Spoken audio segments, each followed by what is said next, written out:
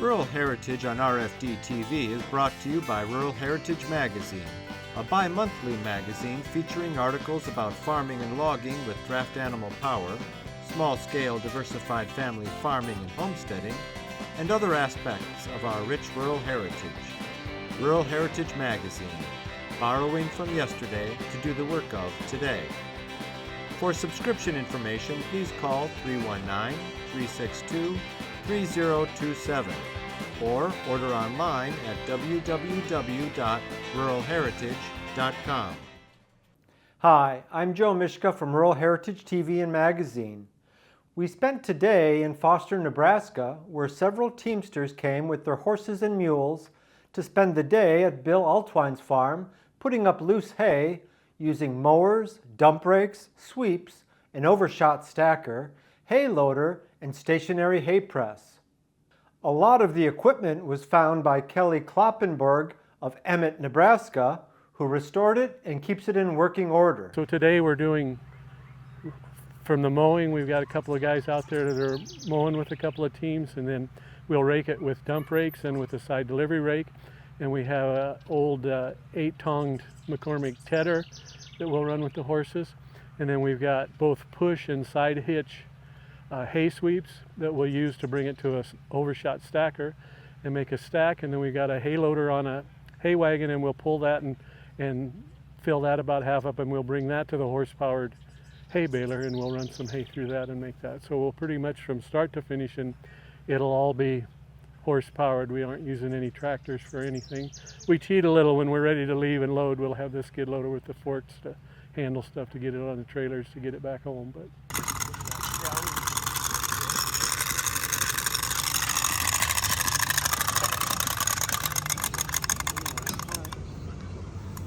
yeah, we just roll it down, I guess.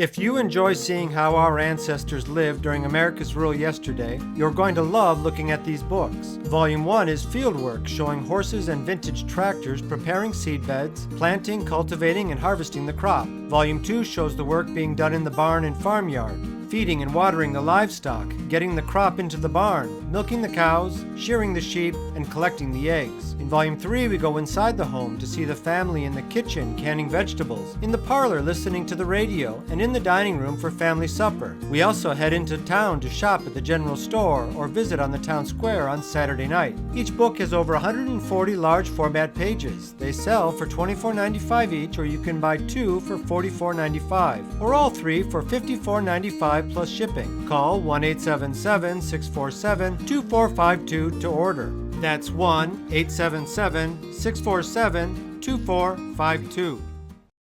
How long have you been putting on this event? About 18 years. No kidding. Yeah. How did it get started? It started with Mike Mahoney and Kelly Kloppenberg, and they started that over in Inman. And yeah, our first year was pretty exciting. We had more guys repairing equipment than we had actually horses on equipment. So This stuff was pretty old. yeah, and we didn't know what we were doing. We had to learn a lot that first year. Okay. Yeah. And then from then on, it's just been really going good.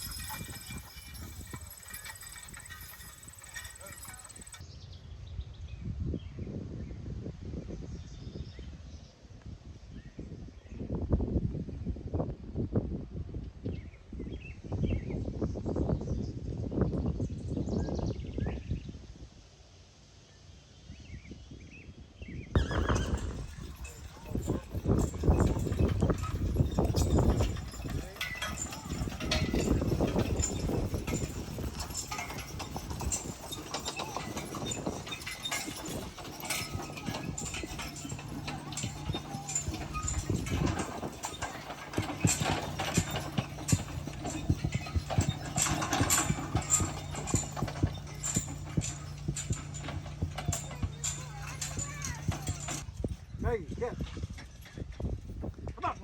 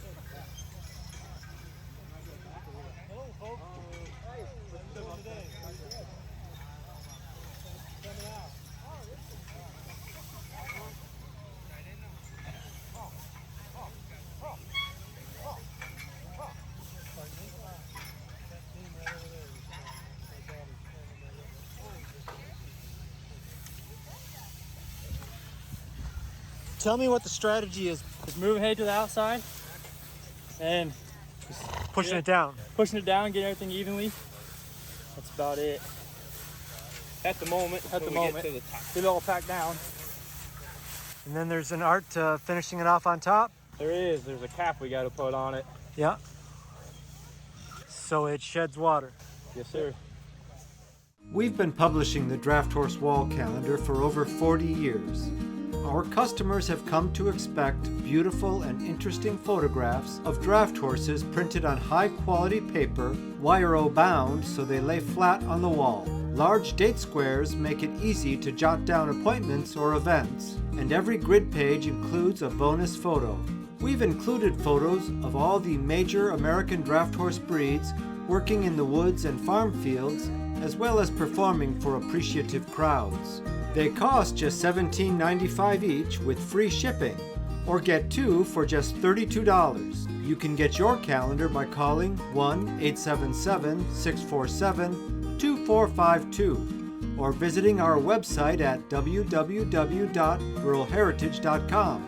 That's 1-877-647-2452 or www.ruralheritage.com.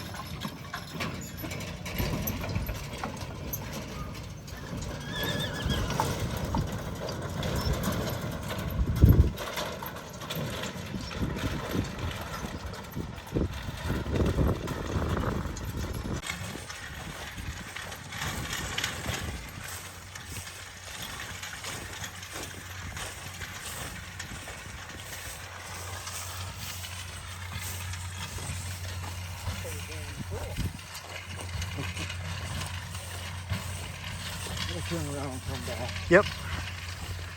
So there's a guy in Wisconsin making these new now. He's gonna have that wagon full in no time. It won't take long. I'll tell you what, it works their daylights out of them two guys in the area. Oh, I can hear it.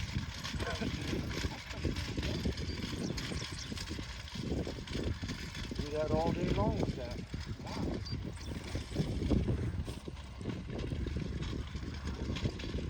Pretty impressive. How good it picks her up.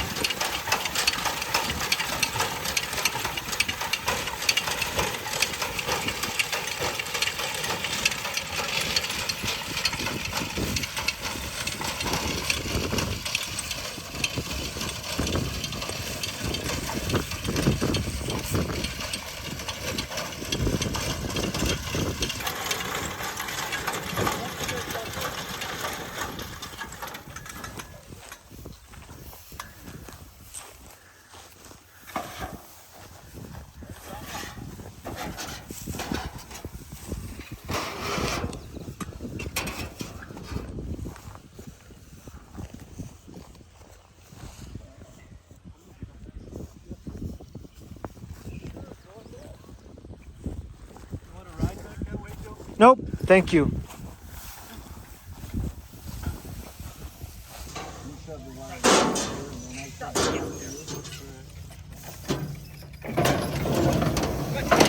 Charlie, step.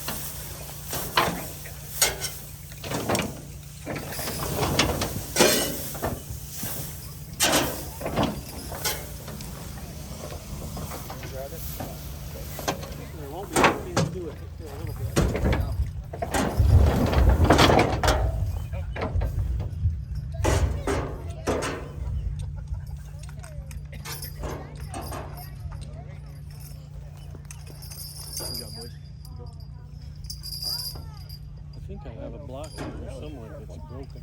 There's a bunch right in there. You see them? Yeah, but there's one somewhere that's broken half. Right here. Because I've got the other half of it down We got a there. pretty good shock in I last think week. it is that one. On the inside is pretty well. Grabbed the back of the truck where all the water was running. Get up. Good for you. Get up. Get up there.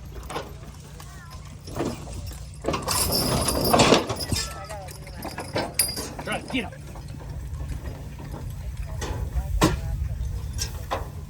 Okay, let's see what you've got there. Baler, and like I talked to you earlier, this is a pull trip. It's pulling on the plunger instead of pushing. It's a double toggle, so every trip the horses make around, you get 2 strokes.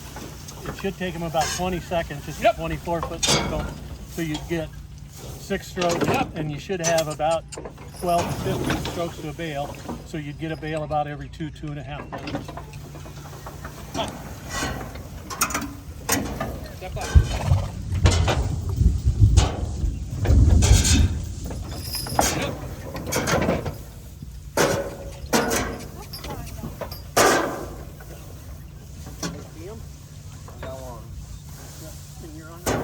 Get up there! Boy. Come on! What makes you happy? Pictures today, buddy? Maybe 2. It's stacked in there for a reason. No, it's back in here.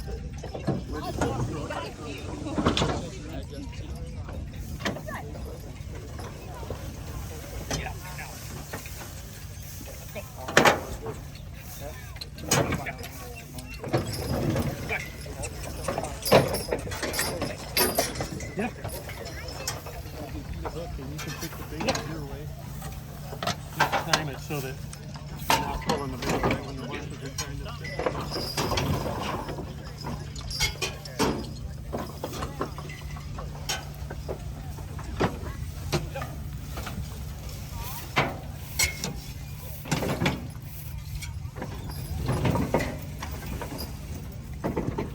Get up.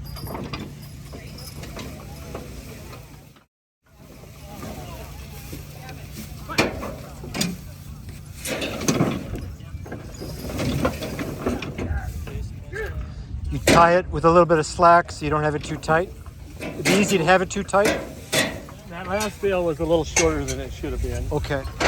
It should use pretty much every little bit of that wire. Okay. And the nice thing about that is if it did, then when it comes out of the chamber, it'll expand and it'll make the bale nice and tight. And because the wires are all the same length, every bale would be exactly the same length. Sure. Unlike on a modern baler where it has a trip, if you've got an extra heavy feed on the trip, you might get a bale that's 3 or 4 inches longer than the rest of them. Or Shorter. if it's a lighter feed, they become shorter. Yeah, right.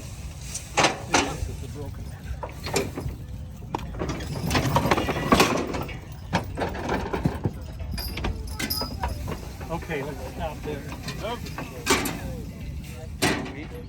No, I didn't. Oh, sorry. Let it clear. Let's set a block and we'll be good. We might have got we might be too short. Anybody have spare pliers? I don't. Bring it. That bang this morning. You're gonna have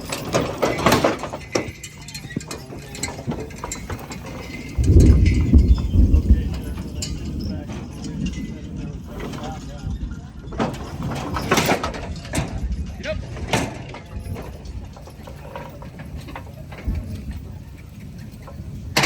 Come on, get up here.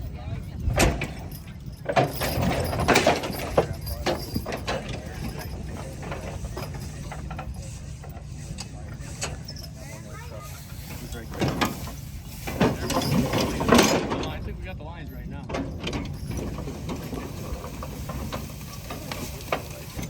So this is the way that knot is tied, Joe. That wire has that loop in it. Yep. And you're just long enough so they would bring it around and create a little loop here. And you just bring that and tuck it back in there. I had an old boy that tied for years tell me that after 30 years he still had a dent in the end of his finger from pushing that wire through that hole. But you don't do any twisting, you just do that. Push it back in. Push it back Yeah, in yeah. and it just, and usually they gave it a little pull just to snug it that little bit. To set it, yeah. And that bale was almost exactly right. When that comes out of that tension, those wires will tighten up because that hay will decompress a little bit. And we're not making these bales super heavy because I don't want to break something, but Right. it's fully capable of making a 70-pound bale plus. This is called, what do you call this side? Setting? This is the tie side. And I'm tying and he's back wiring. back Wiring. back wire. He's pushing the wire yep. back through. And then typically the back wire also stack the bales and set the blocks. Okay. On the belt pulley ones we have the guy up there feeding sets the block, but it sets in a little trip mechanism and the back wire would set it in there, and when it was time to hit, that guy would just pull this lever and that horse head looking thing came down and set the block. Oh yeah, right. And if you did that right and you were good at it in the old days, there would never be a time you would do all of that and still get some hay in there so that the plunger wouldn't hit the block. It would have the cushion of the hay against the block. And that baler ran about 40 strokes a minute. Wow. You know, so it was kind of a quick, but when they did it every day like that and got used to it, they were handy enough that they could do that. And otherwise, that plunger can kind of beat up the block. How do you know when to set the block? So some old boy 100 years ago took a chisel and made a bunch of marks Okay. right there. All right. I've seen them with bells on them before. Yeah, they have a little wheel with bells. Yeah. And so it works like the star measuring device on modern baler wood so that it is metering the length of the bale. We'll clear what you got.